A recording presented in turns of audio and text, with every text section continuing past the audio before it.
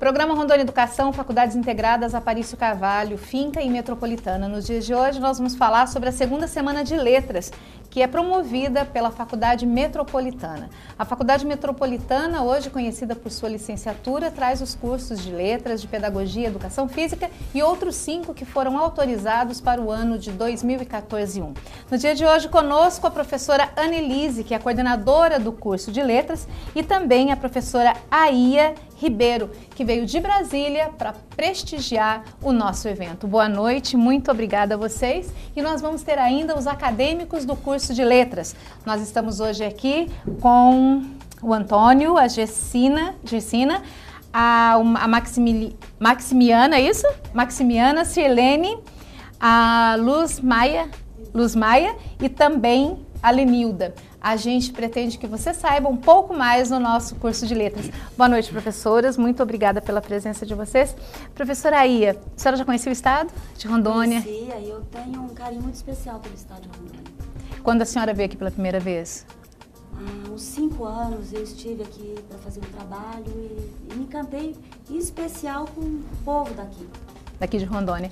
Professora Annelise, para a senhora, ontem, pelo que nós vimos na abertura da semana, a senhora dizia do seu carinho pela professora e da sua realização em poder trazê-la aqui para a faculdade, para que os seus alunos também conhecessem aquela que a senhora tem como mestra.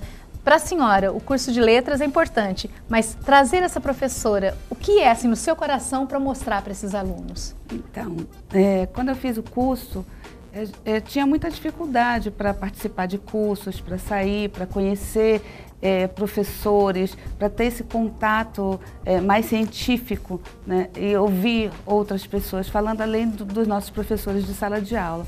E como coordenadora, por coincidência, uma boa coincidência, eu consegui ter essa oportunidade de trazer a professora Aia, que eu já conhecia, e que, como você falou, realmente é uma pessoa que eu me encanto pela capacidade, pela gentileza que ela é e por tudo que ela fala em relação à língua, ao amor, como ela fala e do que ela fala. E eu achei que os nossos alunos mereciam isso e aí deu tudo certo, graças a Deus, e a professora está aqui com a gente. Professora, quando a senhora traz o tema Na Teia de Penélope, Metáforas da Educação,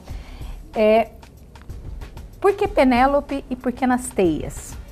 Bom, eu uso a história, né, da mitologia grega, a história de Ulisses. A Penélope é uma personagem que ela esperava pelo marido que foi para a guerra e não voltava, mas ela sempre tinha esperança que ele voltasse. Então ela tecia, né? Ela fazia um tecido durante o dia e à noite ela desmanchava para dispensar os pretendentes. Isso porque ela sabia que, no íntimo ela sabia que Ulisses voltaria. Eu uso essa metáfora como se nós na educação fôssemos uma Penélope. A gente tece o tempo todo e cada tecido é um tecido diferente para esperar aquele que virá, ou seja, o nosso aluno, aquele que vai ocupar as nossas salas de aula. Para vocês que são acadêmicos, que assistiram ontem, pode ser você, Antônio, quando você ouviu essa história, você já conhecia, ela te trouxe surpresa, como que você pôde observar isso para usar na sua sala de aula depois? Bom, eu tenho muito conhecimento, já assisti o filme, já li sobre a história da Penélope. Então eu achei muito interessante esse tema para nós, porque a gente que está no segundo período de letras, a gente está vivenciando isso. A gente cada dia mais está tecendo o nosso conhecimento, o nosso saber para a gente estar botando isso em prática na sala de aula. E a senhora, professora Annelise, quando a senhora vê que um acadêmico seu se preocupa em assistir o filme, em verificar a historicidade, quando sua palestrante chega, ela acrescenta a ele. Isso te faz assim, ter mais orgulho ainda do teu trabalho? Sim, orgulho a gente tem sempre, né, dos nossos alunos, é como se fossem filhos, né? A cada passo, a cada semestre, a cada amadurecimento, né, intelectual, é sempre muito orgulho. E essa participação dos nossos alunos nesses eventos, como na Semana de Letras, com certeza é mais uma forma de impulsioná-los, né, de buscar ainda mais esse conhecimento, de querer ainda mais pesquisar, de querer ainda mais mergulhar nesse universo que é das letras. Para a senhora, professora Aia, a senhora fez o lançamento do livro. Esse livro está à disposição em alguma editora, pela internet? A gente só pode encontrar ele dentro das distribuidoras? Onde que um aluno, por exemplo, os nossos alunos aqui, a senhora trouxe vários exemplares para ser vendidos ou trouxe uma edição assim, limitada? Não, eu trouxe pouco, porque na verdade ele está disponível na internet. Quando o livro é recém-lançado e aqui é o primeiro lugar que eu estou. Nossa, que gentileza. A gente se sente eu, lisonjeado por isso. E eu até trouxe pessoalmente porque a editora, quando eu acertei de vir, a editora não teria como, porque geralmente a editora faz isso. É pela editora Pontes e sempre que a gente vai a algum evento, a editora faz o lançamento. E aqui realmente é a primeira vez. Os livros chegaram e eu estava vindo para cá. E a editora me mandou alguns exemplares para que eu trouxesse. A senhora tem outros livros? Esse é o primeiro? Tenho vários. Qual foi o seu primeiro livro? Deixa eu ver se eu me lembro. Eu escrevi vários sobre... O que te marcou mais? Aquele que virou assim o seu livro, que esse foi assim a chave, esse daqui é a minha criação preferida. Tem uma assim? Eu tenho um que é resultado também de muitas pesquisas, chama Janelas na Construção da Leitura, em que eu faço uma referência também à minha outra formação, que é de arquitetura. E ele tem uma história, porque tem uma história com o curso de letras, mas eu tenho alguns outros, dicas para lecionar, textos de redação oficial. E esses livros são livros que eu uso no meu cotidiano, porque eu escrevo aquilo que eu vivo. Eu não... E aquilo que a senhora gosta, né? Porque quando a senhora fala, a senhora tem brilho nos olhos para poder dizer daquilo que faz, é emoção, né? Exatamente. Eu só escrevo aquilo que de fato eu já vivi. Eu não faço um ensaio para depois aplicar. Eu aplico primeiro para depois escrever. Usa sempre as experiências que a senhora teve para depois colocar isso, inverte-se, né? Em vez de colocar a primeira teoria, depois a prática, a senhora utiliza a prática e após isso a senhora consegue expressar para os alunos. Professora Anelisa, essa é a segunda semana que a senhora faz. E para a terceira semana a senhora já está pensando, já está construindo? Tem que pensar, né? Porque um ano passa rápido e esse calendário eu quero que fique fixo, porque tem dado sorte. Tradição, né? E tem dado sorte também. E a gente já começa a pensar no que trazer, depois pedir a opinião dos alunos, dos professores, nós reunimos com o corpo docente para que cada vez possa trazer temáticas novas e está assim contribuindo sempre com a formação dos nossos alunos. Essa é a nossa intenção. Bom, professora Anelisa, eu sei que a senhora também tem mais compromisso. A gente está falando no nosso programa Rondônia Educação das Faculdades Integradas Aparício Carvalho, da Finca e da Metropolitana. Você pode nos assistir pela internet e também via cabo pelo canal 12, www.finca.com.br ou www.metropolitana-ro.com.br.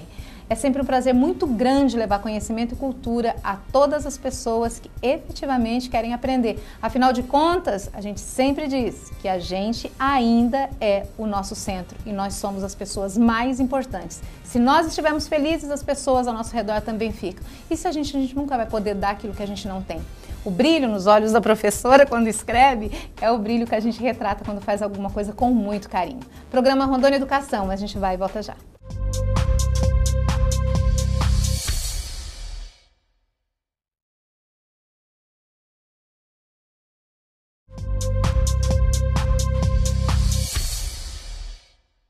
Programa Rondônia Educação, Faculdades Integradas Aparício Carvalho, Finca e Metropolitana, pela TV Porto Velho, canal 12, via cabo.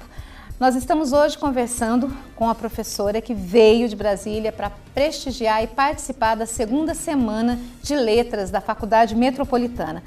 A professora Aia Ribeiro tem vários livros já escritos, trouxe para Porto Velho para fazer o lançamento na Teia de Penélope, Metáforas da Educação, e também participa da mesa redonda, o ensino de línguas e as novas tecnologias. Professora, fala para mim um pouco sobre isso, sobre essas novas tecnologias de ensino que a senhora consegue passar para as pessoas dentro dessa mesa redonda.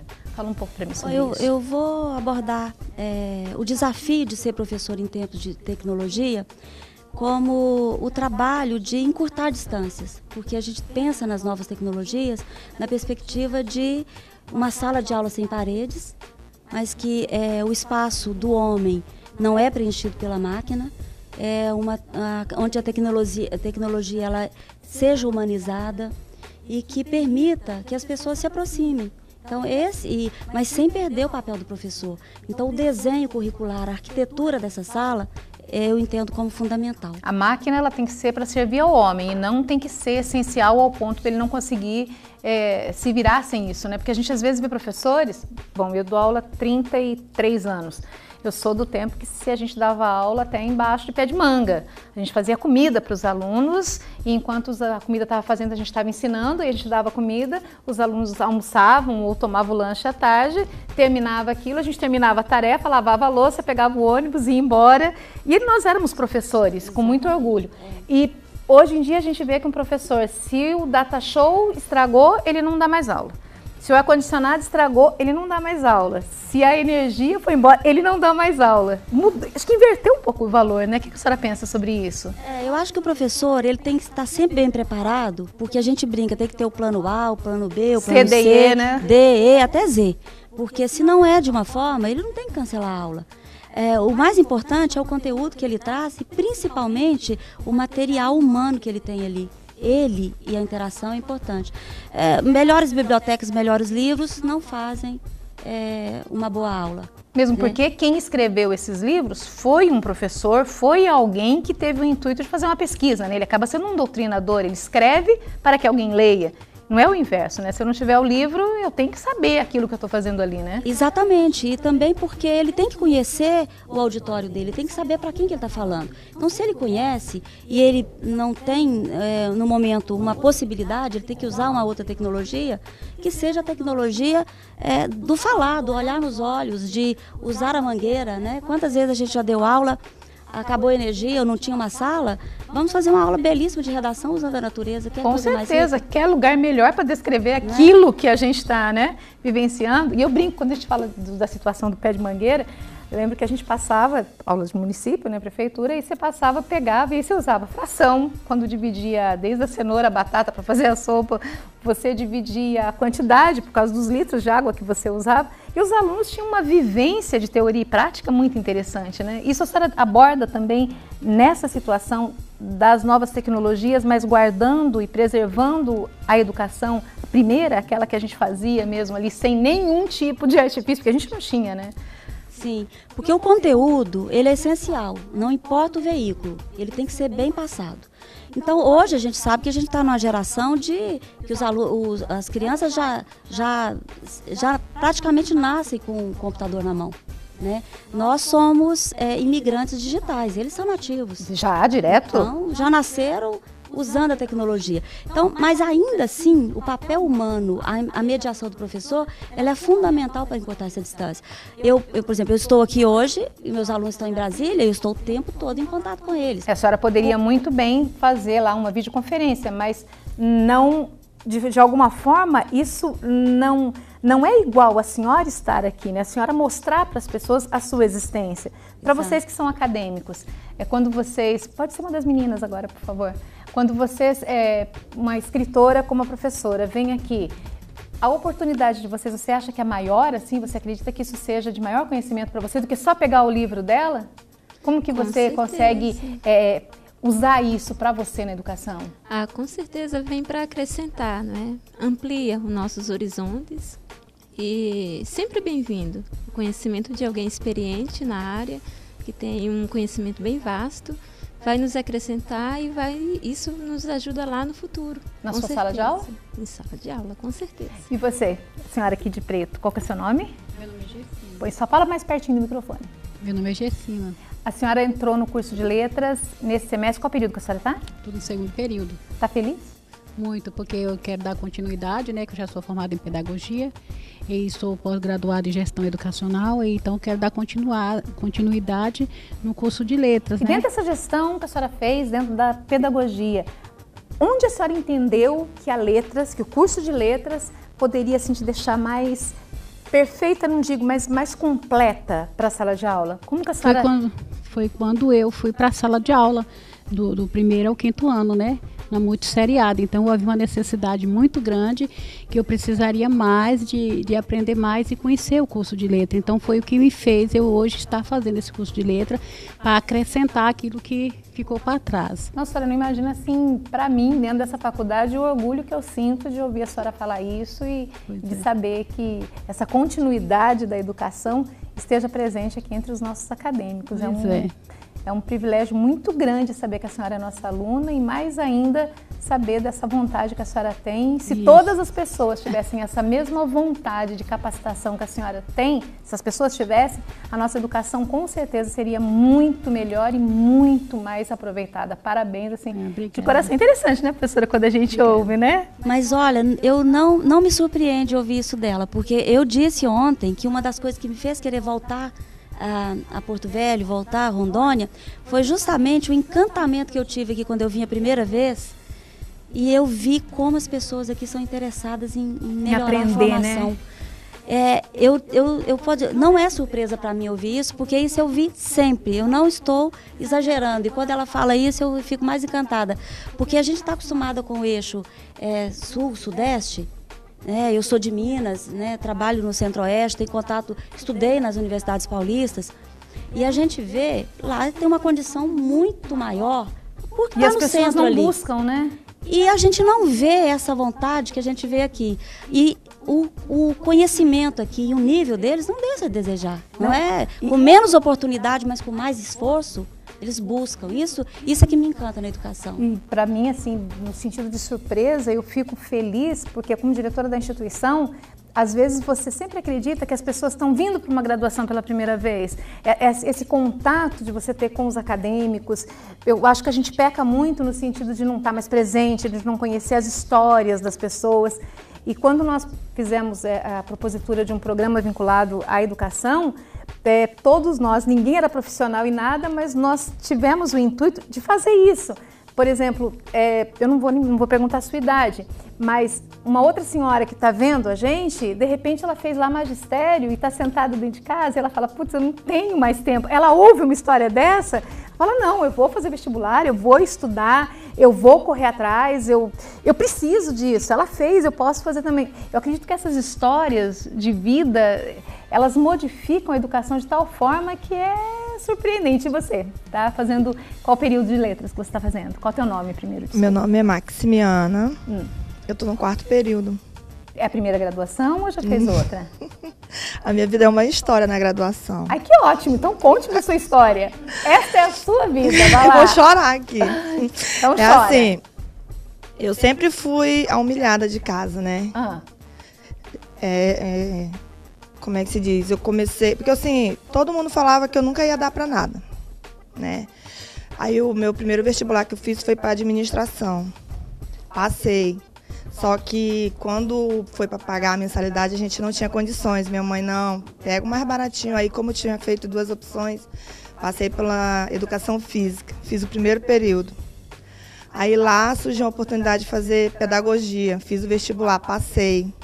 Fui até o 3º período de pedagogia. Tranquei. Vi que não era o curso.